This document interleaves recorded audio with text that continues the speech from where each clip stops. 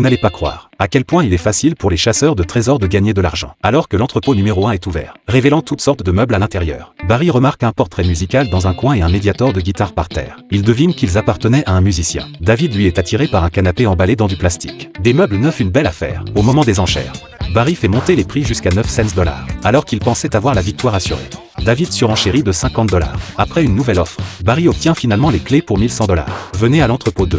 La porte s'ouvre, Barry sort la lampe de poche. Pendant ce temps, Chauve et David trouvent un réfrigérateur et un chenil, concluant qu'il devait s'agir d'un ménage complet. Au cours de la vente aux enchères, le Chauve propose 100 $. David fit monter les enchères de manière surprenante à 1000 $. Le Chauve est alors convaincu qu'un trésor s'y cache. David et le Chauve font monter les enchères jusqu'à 2750 $. Mais Baldy finit par ne plus pouvoir supporter la pression. David remporta finalement les droits d'enchères. Pendant ce temps, Barry avait déjà commencé à chercher le trésor. Portrait musical, médiator et quelques magazines de chanteurs. Tout cela le persuade qu'un trésor se cache ici. Bientôt, sous un coussin du canapé, il découvre 2 guitares antiques bien conservées et une enceinte. Ces objets ont l'air précieux. Barry, fou de joie, saisit une guitare et se met à jouer. Arrivé à l'entrepôt numéro 3, Barry jette un coup d'œil et repart. Mais Darrell fit une découverte différente.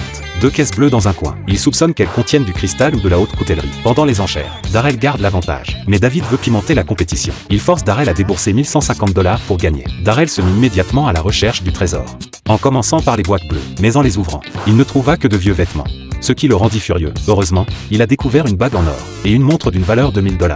Au moins, il ne perdra pas d'argent. Mais ce qui suit le stupéfait. Une horloge en forme de crâne, qui pourrait bien avoir une valeur inattendue. Pendant ce temps, David explore son butin. Comme prévu, les trésors abondent.